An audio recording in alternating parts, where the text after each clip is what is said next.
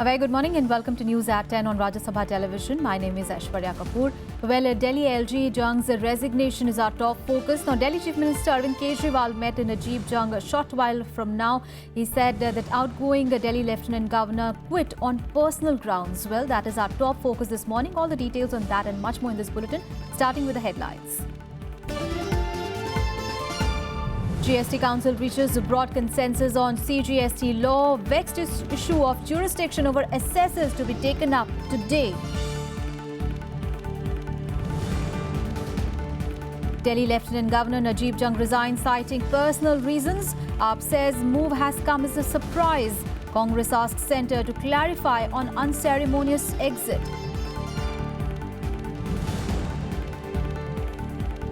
Prime Minister Modi targets Rahul Gandhi and Congress questions its opposition to demonetization. Congress Vice President asks Prime Minister to respond to his charges of graft. National Green Tribunal puts complete ban on burning waste in open places across the country. Fine of 25,000 rupees on every incident of bulk waste burning. And after Putin's call for bolstering Russia's military nuclear potential, Donald Trump says US must expand new capabilities. US State Department clarifies that Trump was referring to preventing nuclear proliferation.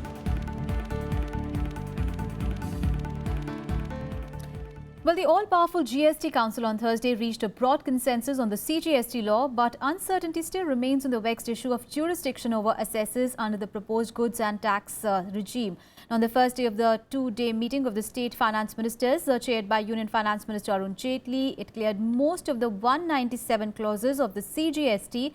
Well, it was the seventh meeting of the council. Now, today, the council is likely to take up the contentious issue of cross-empowerment of centre and states to avoid dual control over assessors in the new indirect tax regime.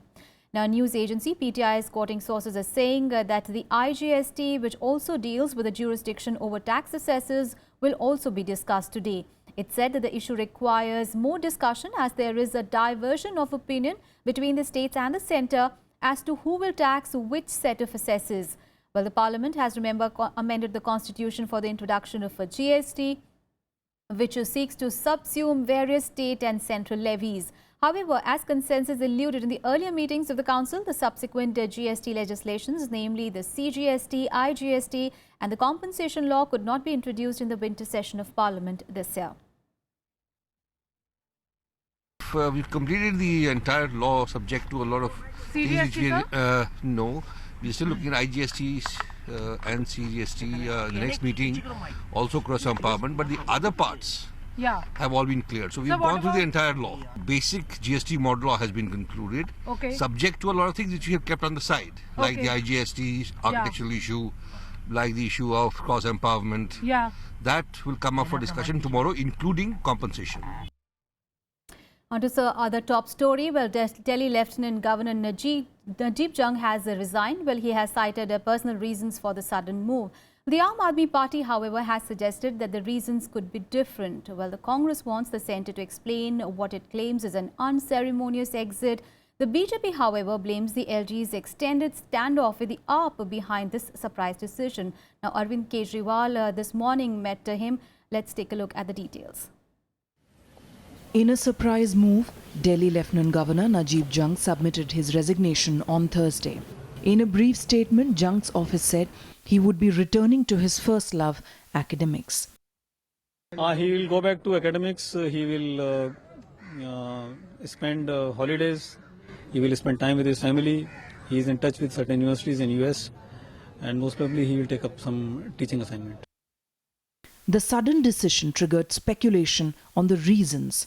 The Aam Aadmi Party, while maintaining that it was surprised at the move, took a dig at the LG, saying he worked under the influence of Prime Minister Narendra Modi. पहले media से ही पता चला और फिर मैंने LG साहब को phone किया. उन्होंने कहा कि वो पर्सनल कारणों से उन्होंने इस्तीफ़ा दिया है. तो मैं भगवान से प्रार्थना करता हूं कि ज़िंदगी में वो जो भी आगे करें उसमें उनको सफलता मिले. मैं अपनी तरफ से, सरकार की तरफ से उनको बहुत बहुत शुभकामनाएं देता हूं उनके आगे के प्लानिंग्स के लिए, जो भी भविष्य में प्लानिंग करेंगे. पिछले 2 साल में और उससे पहले 49 डेज के दौरान उनके साथ काम किया। बहुत अच्छा, खट्टा मीठा, कई तरह का उनके साथ अनुभव रहा है। The BJP, on the other hand, alleged that the LG was upset with the AAP government. Jung's 3.5-year tenure was marked by frequent run-ins with the Kejriwal government. It began with the AAP's 49-day stint in 2013-14 over Jung's objection to the tabling of the Jan Lokpal bill in the Delhi Assembly. In the AAP's second term, standoffs over appointment of Shakuntala Gamlin as Chief Secretary and the anti-corruption branch became other issues. Friction worsened over the appointment of Swati Maliwal as Chief of the Delhi Commission for Women in July last year. ये सब presidential system है, महामहिम राष्ट्रपति जी की व्यवस्था है और उसके तहत ही चलता है। जो संवैधानिक सिस्टम है उसी को केंद्र सरकार भी पूरी ईमानदारी से संचालित करती है। अब अरविंद केजरीवाल जैसे लोग जो दिल्ली को छल, प्रपंच, धोखे में पीछे ढकेलते जा रहे हैं, ऐसे में उनके बयानों का कोई बहुत मतलब नहीं रह जाता है। ये उनका निजी निर्णय है नजीब जंग साहब का और उनके उत्तम स्वास्थ्य और भविष्य के लिए शुभकामना करते हैं। The Congress, on the other hand, raised questions over Jung's move and demanded that the centre explain the reasons behind what the party called was an unceremonious exit. The party asked the centre to clarify if it was done to bring in an RSS-supported person in place of Jung. अगर केंद्र सरकार ने इस वक्त एक unceremonious exit Najeeb जंग जी को मिला है तो उसके पीछे कारण बताएं और क्या डील हुई है नजीब जंग को हटाने के पीछे केजरीवाल और नरेंद्र मोदी के बीच में, उसके बारे में जानकारी दें। The MHA top brass also seems to have no indication of the LG's move. Home Secretary Rajiv Meharshi said that he met the LG 2 days ago and got no indication. Another meeting with the LG is also slated for today. In his resignation letter, Jung thanked the Prime Minister for his help and cooperation and Chief Minister Kejriwal for his association. He also thanked the people of Delhi for their support. A 1973 batch IS officer, Jung assumed charge as the 19th Lieutenant Governor of Delhi on July 9, 2013, 5 months before the Delhi Assembly elections. The then Chief Minister, Sheila Dikshit, had played a role in appointing Jung, who was serving as the Vice-Chancellor of Jamia Millia University, to the top post in the city administration. Bureau Report, Rajya Sabha TV. On to some other news now. Well, Prime Minister Narendra Modi has hit out at the critics of demonetization, alleging that just the way Pakistan gives cover fire to terrorists, the opposition is covering corrupt people. Well, the Prime Minister also urged the youth to help him in his mission and move towards online banking. Now, reserving his taunts, however, for the Congress Vice President Rahul Gandhi, who had promised to expose him, Prime Minister Modi said that Gandhi exposes himself every time he speaks. A day after the Congress Vice President accused him of receiving crores in kickbacks as Chief Minister of Gujarat, Prime Minister Narendra Modi on Thursday took a dig at Rahul Gandhi. In a speech dripping with sarcasm, he chose to attack the Congress leadership in order to defend the measures his government has taken for the country. जब से उन्होंने बोलना सीखा है और बोलना शुरू किया है, मेरी खुशी का कोई पार नहीं है।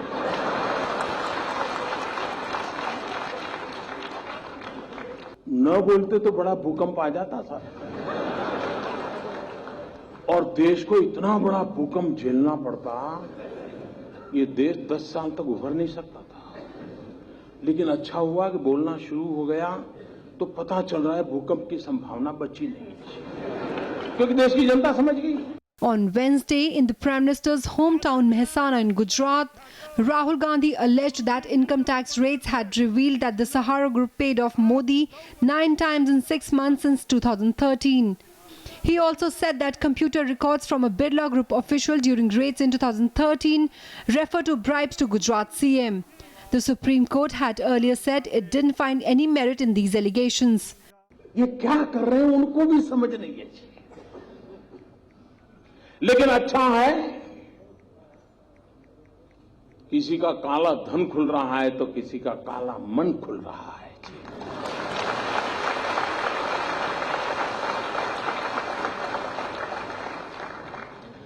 The Prime Minister's broadside also included his predecessor Manmohan Singh.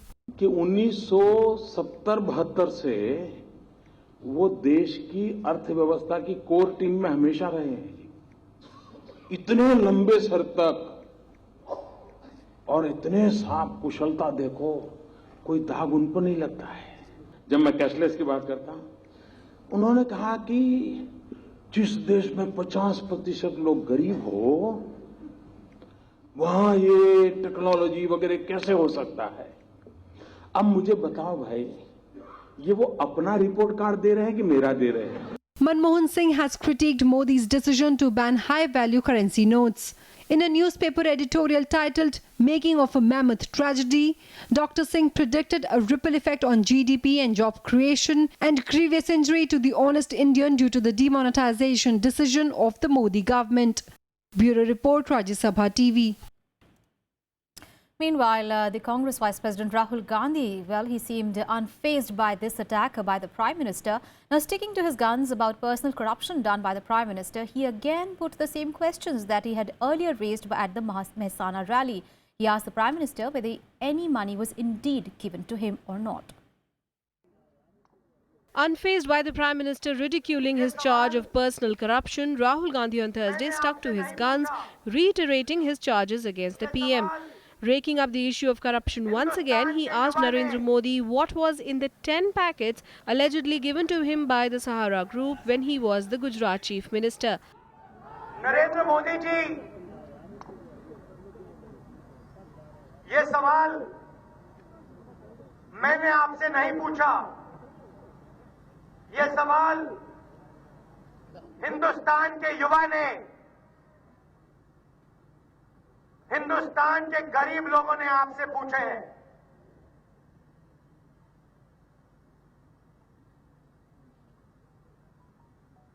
सवाल यह है कि प्रधानमंत्री ने भ्रष्टाचार किया या नहीं। आप मेरा जितना मजाक उड़ाना चाहते उड़ाओ, मगर आप देश के युवाओं का और मेरे सवाल का जवाब दो। Earlier, the Prime Minister had ridiculed the Congress leader, saying he was happy that Gandhi has finally learned to speak. However, the Congress leader continued his tirade against the Prime Minister. He said his party would support the NDA government in its fight against corruption, but also emphasized that demonetization or note ban was not against black money, but the poor of India. अगर BJP की सरकार, NDA की सरकार भ्रष्टाचार के खिलाफ कोई भी कदम उठाए, छोटा से छोटा कदम, बड़ा कदम, कांग्रेस पार्टी उनको पूरा समर्थन देगी, 100% समर्थन देगी। मगर नोटबंदी का ये जो डिसीजन था, ये भ्रष्टाचार के खिलाफ नहीं था, ये काले धन के खिलाफ नहीं था, ये हिंदुस्तान के गरीब लोगों के खिलाफ था, ये हिंदुस्तान के कमजोर लोगों के खिलाफ था। At a rally in the PM's home turf in Gujarat's Mehsana on Wednesday, Rahul had accused Modi of taking money from Sahara and Birla Groups when he was the Gujarat Chief Minister. BJP had rejected the Congress leader's allegations as baseless, shameful and malafide. Bureau Report, Rajya Sabha TV. Well, now let's listen in to some political reactions to Rahul Gandhi's charge against the Prime Minister. आज 5,000 करोड़ रुपए के घोटाले के चक्कर में, national Herald घोटाले के चक्कर में यह परिवार, दोनों आदरणीय सोनिया जी और आदरणीय राहुल जी, आज जेल से बेल पे बाहर है, मुचलके पे बाहर है। जो लोग मुचलके पे बाहर होते हैं, इतनी जोर से चिल्ला कर उनको सवाल नहीं पूछना चाहिए, ध्यानस्थ होकर उनको इंट्रोस्पेक्ट करना चाहिए। श्री राहुल गांधी प्रतिपक्ष के बड़े नेता हैं और उनके द्वारा जो आरोप लगाए गए हैं वो पब्लिक डोमेन में आ चुके हैं और ये इनकम टैक्स की फाइलों के फाइंडिंग्स के आधार पर लगे हैं तो प्रधानमंत्री को इसमें अपनी सफाई देनी चाहिए। राहुल जी ने विस्तार से जो डायरी आईटी को मिली थी उस डायरी के बारे में तमाम बातों का खुलासा किया है। तो स्पष्ट है नरेंद्र मोदी जी के जो अपने ऊपर एक ईमानदारी का चादर ओढ़े हुए हैं, ये ज़्यादा दिनों तक नहीं चलेगा और देश की जनता को इनके असली स्वरूप इनका नज़र आ जाएगा। राहुल गांधी ने तो भूकंप ला दिया, अब आप सफाई न दीजिए, आप अपने न बोलिए। हाँ न करिएगा तो हम मांग किया है कि सुप्रीम कोर्ट के चीफ जस्टिस के मार्गदर्शन में देख रेख में कमेटी बना दीजिए और उसका जांच हो जाए, दूध का दूध पानी का पानी।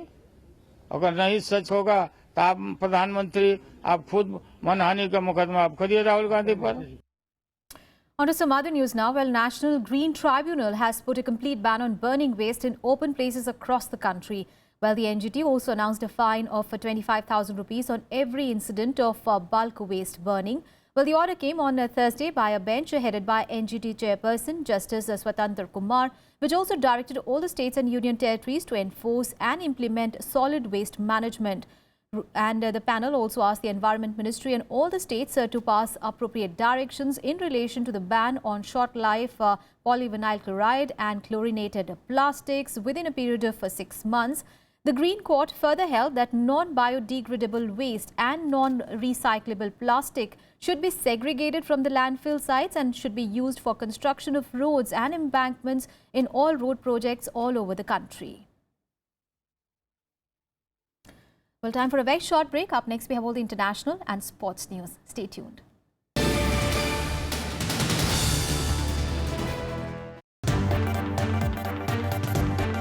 Hello and welcome to Rajya Sabha TV. You're watching Constitutionally Yours. I will use the shield of faith to promote cow slaughter. The states have continuously failed to implement the ban on cow slaughter. Other section of the society, they are beef eaters. How are we the biggest exporter in beef? India is the largest country in export of beef. Join us as we try to understand contemporary issues related to the Constitution. Watch Constitutionally Yours on Rajya Sabha Television.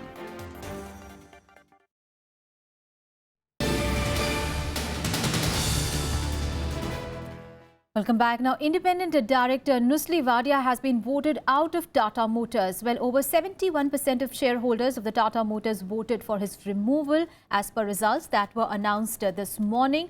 Well, the final votes were cast at the company's extraordinary general meeting or the EGM that was held in Mumbai on Thursday. Even though majority shareholders voted against him, Wadia had found support from the most institutional and retail shareholders.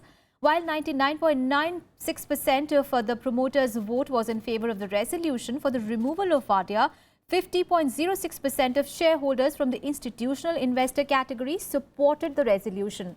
Well, Tata Sons, the promoter of Tata Motors, had moved a resolution for the removal of Wadia as the director of the company, and this resolution was put to vote. Well, Tata Chemicals has now called an EGM today to put a vote Tata Sons resolution for Wadia's removal. A big story coming in from the northeast. Well, Minister of State for Home Affairs Kiren Rijiju will today visit Manipur to take stock of the situation in the state following violence over prolonged blockade of the national highways by the United Naga Council. Now, no new report of any untoward incident has been reported so far after the relaxation of the curfew in the twin districts of Imphal on Thursday. However, night curfew in both the districts is presently in force as a precautionary measure. On Thursday, Home Minister Rajnath Singh had come down heavily on the governments of both the Manipur as well as Nagaland for failing to resolve the economic blockade on the National Highway 2, which has basically throttled the supply of essential goods to all, in fact, both these two states. In a scathing letter to Manipur Chief Minister Ibobi Singh, Rajnath Singh said that the state government has not taken any steps to ensure that NH2 is kept open despite Home Ministry officials being in constant touch with the state officials. Similarly, in a strongly worded letter to Nagaland Chief Minister T.R. Zeliang as well, The Home Minister told him to ensure that there is no disturbance in the movement of vehicles going through his state, as there have been reports of Naga Students Federation calling the blockade of vehicles in Nagaland. Meanwhile, a delegation of Manipur BJP met Home Minister Rajnath Singh and sought the centre's intervention in ending the blockade in Manipur, as it claimed that the state government had failed to protect the interests of the people despite providing adequate security forces. Naga council का माध्यम से blockage जो call हुआ और जो Imphal valley है, मणिपुर का जो वैली है, वहाँ पे काफ़ी नुकसान हो रहा है क्योंकि रास्ता बंद है और यहाँ नेशनल लेवल में लोगों को पता नहीं है, काफ़ी क्राइसिस चल रहा है। तो हम लोग खुद जा रहे हैं देखने के लिए ताकि वहाँ समस्या का हल निकालने के लिए कोई रास्ता ढूंढ सके, और राज्य सरकार को भी हम कहेंगे कि उनकी जो संवैधानिक उनके दायित्व हैं वो भी निभाना चाहिए। Even after providing the adequate security forces, state government is not doing well. So people are not getting the essential commodities, day-to-day materials. So we requested to the Home Minister. The Home Minister has assured that he will do something to break the economic blockade on the national highway. All right, let's get you some international news. First up, news from the United States. While President-elect Donald Trump called on Thursday for an expansion of the U.S. nuclear capabilities. Well, the call has alarmed non-proliferation experts who said that a boost to the U.S. arsenal could fuel global tensions. Well, the President-elect, who takes office next month, says that the U.S. must take such action until the world comes to its senses regarding nukes. Well, the comment came hours after Russian President Vladimir Putin said that Russia needs to bolster its military nuclear potential. Well, Trump gave no other details about his plans, but his comment immediately triggered fears that the next U.S. president will reverse decades of policy in which the nation, along with Russia, sought to reduce its nuclear arsenal. Now, the U.S. State Department, however, later clarified that he was referring to the need to prevent nuclear non-proliferation. And the Syrian army has said that it has retaken full control of Aleppo following the evacuation of the last group of rebels from there. In a statement, the army said that it had returned security to Aleppo and called it a crushing blow for the rebels. Now, this is the biggest victory for President Bashar al-Assad since the uprising against him began in 2011. At least 34,000 civilians and rebel fighters have been removed from eastern Aleppo over the past 1 week. Heavy snow. News from Iraq now. Well, more than 30 people were killed in a triple car bomb attack by Islamic State militants in the eastern area of Mosul, retaken by the Iraqi forces. The vehicle-borne improvised explosive device, or the IED, claimed by Islamic State went off in Gogjali village on the eastern edge of Mosul. Now, the news agency, which supports Islamic State, says in a statement that the suicide bombers had originally targeted the army. Now, Iraqi warplanes bombed jihadist positions in the city in retaliation. Gogjali was retaken by pro-government forces in the month of November after a massive operation to oust the Islamic State jihadists from their last stronghold in Iraq. The Iraqi forces pushing towards Mosul on the southern front have now not entered the city yet, and in fact another advance from the north has also been stalled. فخخ بجوجلي طقت العالم صوبت ضايعة دمرت جثث بالقاع والحمد لله والشكر الحمد لله اللي صاب صاب واللي توفى الحمد لله والشكر. And finally, some sports news. Well, Ravichandran Ashwin was named the ICC Test Cricketer of the Year 2016 as well as the Cricketer of the Year 2016 in the ICC Awards that were announced on Thursday. Well, the 30-year-old became the second Indian player to hold both these awards at the same time, following up on Rahul Dravid's feat in 2004. Meanwhile, Virat Kohli was named the captain of the ODI team, but in a big surprise was left out of the Test team, which was led by Alistair Cook.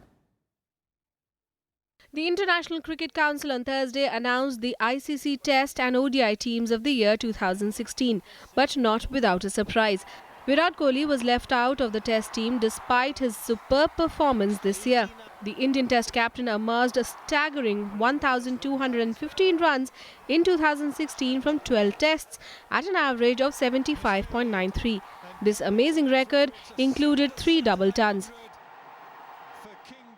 England captain Alastair Cook was named captain of the Test side for the third time, as Ravichandran Ashwin remained the only Indian player in the team.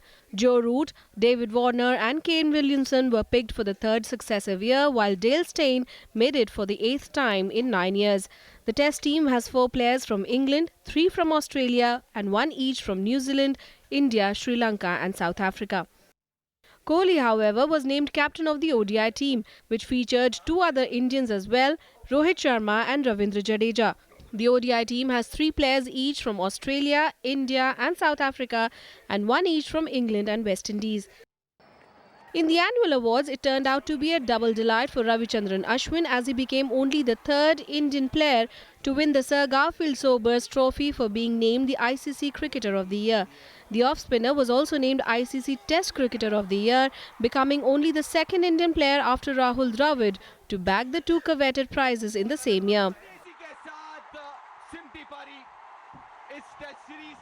Ashwin, who picked up 72 wickets from 12 tests this year, also contributed with the bat, scoring sensational 612 runs in tests. The 30-year-old had finished 2015 as the number 1 ranked test bowler in the world.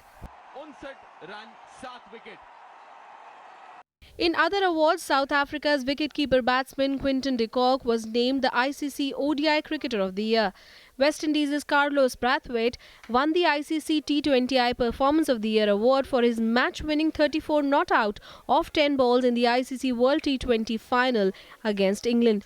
Bangladesh fast bowling sensation Mustafizur Rahman was named ICC Emerging Cricketer of the Year, while Pakistan Test skipper Misbah-ul Haq was given the Spirit of Cricket award.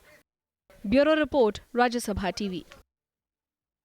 Absolutely, it is official now. It was R. Ashwin's year indeed. Well, that's all in this edition of news. Thanks for watching.